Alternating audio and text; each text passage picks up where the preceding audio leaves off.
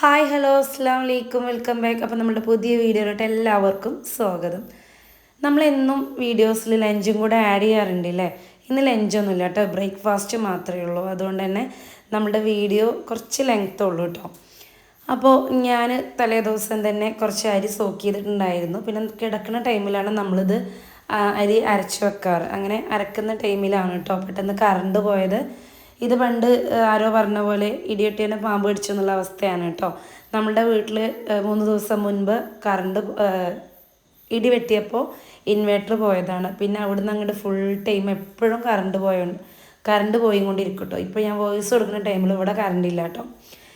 അപ്പോൾ അങ്ങനെ ഞാൻ പിന്നെ നമ്മളുടെ അരി അരച്ച് വെച്ചിട്ടുണ്ടായിരുന്നു. പിന്നെ മിക്ക വീട്ടമ്മമാരും അഭിമുഖീകരിക്കുന്ന പ്രശ്നമാണല്ലേ, മഴക്കാലങ്ങളിൽ നമ്മളുടെ അരി അരച്ച് വെച്ച് കഴിഞ്ഞാൽ തണുപ്പ് കൊണ്ട് തന്നെ പൊങ്ങി വരില്ല എന്നുള്ളത്.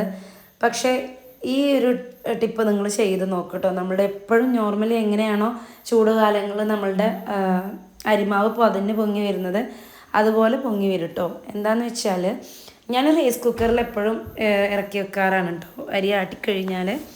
അങ്ങനെ വെക്കുന്ന ടൈമിൽ കുറച്ച് വെള്ളം ചൂടാക്കി ഞാൻ അതിനകത്ത് ഒഴിച്ചു കൊടുത്തിട്ടുണ്ട്. എന്നിട്ട് ഞാൻ അതിനകത്ത് തന്നെ ഡയറക്റ്റ് നമ്മൾ അരിമാവ് അരച്ച് വെച്ചിട്ടുള്ള പാത്രം ഇറക്കി കൊടുത്തു കേട്ടോ. അപ്പോൾ നമ്മളുടെ റൈസ് കുക്കറിൽ നിന്ന് ഇങ്ങനെ ചെറുതായിട്ട് ഇങ്ങനെ ആവി പോകുന്നത് നിങ്ങൾക്ക് കാണാൻ കഴിയും. ചെറു ചൂടിലുള്ള വെള്ളമാണ് ഒഴിച്ചു കൊടുക്കേണ്ടത്, തിളച്ച വെള്ളം ഒഴിച്ചു കൊടുക്കരുത് കേട്ടോ. തിളച്ച വെള്ളം ഒഴിച്ച് കഴിഞ്ഞാൽ നമ്മുടെ അരിമാവ് അവിടെ ഇരുന്നിട്ട് വേവും. അപ്പോൾ ചെറു ചൂട് വെള്ളത്തിൽ നമ്മളിങ്ങനെ ഇറക്കി വെച്ച് കഴിഞ്ഞാൽ മഴക്കാലങ്ങളിൽ നമ്മളുടെ മാവ് പതഞ്ഞ് പൊങ്ങി വരും കേട്ടോ. നമ്മൾ നോർമലി നമ്മളുടെ ചൂട് കാലങ്ങളിൽ എങ്ങനെയാണോ അങ്ങനെ മഴക്കാലങ്ങളിലും അരിമാവ് പതഞ്ഞ് പൊങ്ങി വരും കേട്ടോ. അപ്പോൾ നമ്മളുടെ മാവ് ഇവിടെ റെഡി ആയിട്ടുണ്ട്. പിന്നെ നമ്മൾ മോൾക്ക് ഗ്രീൻ പീസ് കറി അതുപോലെ കടലക്കറി അങ്ങനെയുള്ള കറികളാണ് കേട്ടോ ദോശയ്ക്ക് ഇഷ്ടപ്പെടുന്ന കറി. പക്ഷേ തലേദിവസം ഞാൻ ഇതൊന്നും സോക്ക് ചെയ്ത് വെക്കാൻ മറന്നുപോയി. അതുകൊണ്ട് തന്നെ പെട്ടെന്ന് നമുക്കൊരു മസാല ദോശ ഉണ്ടാക്കി കൊടുക്കാമെന്ന് വിചാരിച്ചു. 2 പൊട്ടാറ്റോ നമ്മൾ തൊലിയൊക്കെ കളഞ്ഞ് കുക്കറിനകത്ത് വേവിക്കാൻ വേണ്ടി വെച്ചിട്ടുണ്ട്.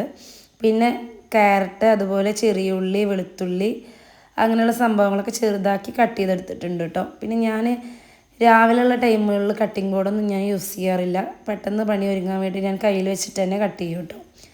അത് കട്ടിംഗ് ബോർഡ് 2 എണ്ണം കയ്യിലുണ്ടെങ്കിലും നമ്മൾ പെട്ടെന്ന് പണി തീരാൻ വേണ്ടിയിട്ട് ഞാൻ കയ്യിൽ വെച്ചിട്ട് തന്നെയാണ് കേട്ടോ കട്ട് ചെയ്തിട്ടുള്ളത്.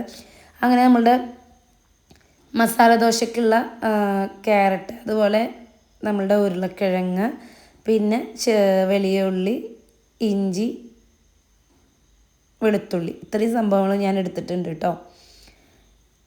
അപ്പോഴേക്കും നമ്മളുടെ ഉരുളക്കിഴങ്ങ് വെന്ത് വന്നിട്ടുണ്ട്. ഞാനപ്പോൾ ഒന്നൊരു കത്തി വെച്ചിട്ട് ജസ്റ്റ് ഒന്ന് കുത്തി നോക്കുകയാണ് കേട്ടോ ഉള്ളു വെന്തിട്ടില്ലേ എന്നുള്ളത്.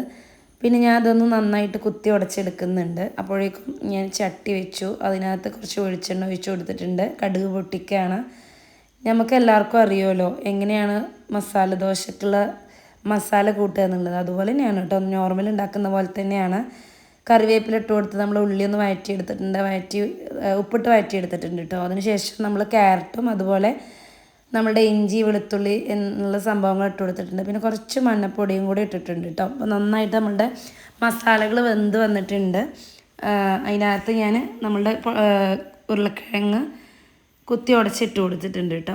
അപ്പോൾ ഏകദേശം നമ്മളുടെ മസാല ഇവിടെ റെഡി ആയിട്ടുണ്ട്. അപ്പോൾ ഇനി മക്കൾ വരുന്ന ടൈമിൽ നമുക്ക് ദോശയും അതുപോലെ മസാലയും കൂടെ വെച്ചിട്ട് നന്നായിട്ട് ചൂടാക്കി അവർക്ക് കൊടുക്കാം കേട്ടോ. അങ്ങനെ നമ്മളുടെ മസാല ഇവിടെ റെഡി ആയിട്ടുണ്ട്. ഇനി ഞാൻ ചൂട് കൊടുക്കുന്ന മക്കൾക്ക് ചുട്ട് കൊടുക്കാറുണ്ട് ചെയ്യാറ്. ആദ്യം തന്നെ ദോശമാവ് ഞാൻ ഒന്നും കൂടെ കാണിക്കാം. കുറച്ചും കൂടെ വെച്ചപ്പോൾ ഒന്നും കൂടെ പതഞ്ഞ് പൊങ്ങിയിട്ടുണ്ട് കേട്ടോ. നിങ്ങളിതെന്തായാലും ഒന്ന് ചെയ്ത് നോക്കണം. മഴക്കാലമല്ലേ, നിങ്ങൾക്ക് നിങ്ങളുടെ അരിമാവ് പതഞ്ഞ് പൊങ്ങുന്നില്ല എന്നുണ്ടെങ്കിൽ ഈ ടിപ്പൊന്ന് ചെയ്ത് നോക്കണം. നല്ല റിസൾട്ട് തന്നെയാണ് നിങ്ങൾക്ക് കിട്ടുക. അതോടൊപ്പം തന്നെ ചായക്കുള്ള വെള്ളം ഞാൻ അടുപ്പിനകത്ത് തന്നെ വെച്ച് കൊടുത്തിട്ടുണ്ട് കേട്ടോ. അങ്ങനെ നമ്മളുടെ ദോശ ഞാൻ ചുറ്റിച്ചെടുക്കുകയാണ്. ഇനി കുറച്ച് നെയ്യ് ഒന്ന് വേവായി വരുമ്പോൾ നമ്മൾ കുറച്ച് നെയ്യ് ഒഴിച്ചു കൊടുക്കുക.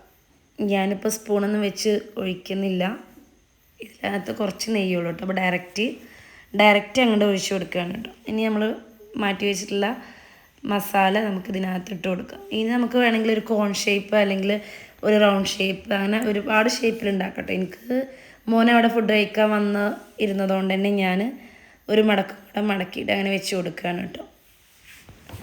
നമ്മൾ ഇത് കട്ടൻ ചായ അല്ലെങ്കിൽ പാൽ ചായൻ്റെ കൂടെ രാവിലെയൊക്കെ കുട്ടികളൊക്കെ നമ്മൾ ഇതിങ്ങനെ ചൂട് കൊടുക്കാൻ ഇട്ട് കൊടുക്കുകയാണെങ്കിൽ നന്നായിട്ട് തന്നെ കഴിക്കും കേട്ടോ. അവർക്ക് വിഷമം മാറും ചെയ്യും, ടേസ്റ്റി ആയിട്ടുള്ളൊരു ബ്രേക്ക്ഫാസ്റ്റ് റെഡി ആവുകയും ചെയ്യും കേട്ടോ. അപ്പോൾ നിങ്ങൾ ഇതൊന്ന് മക്കൾക്ക് ട്രൈ ചെയ്ത് നോക്കുക. അതുപോലെ നമ്മളുടെ ചാനൽ ഫസ്റ്റ് കാണുന്നവരുണ്ടെങ്കിൽ ഒന്ന് സബ്സ്ക്രൈബ് ചെയ്യുക.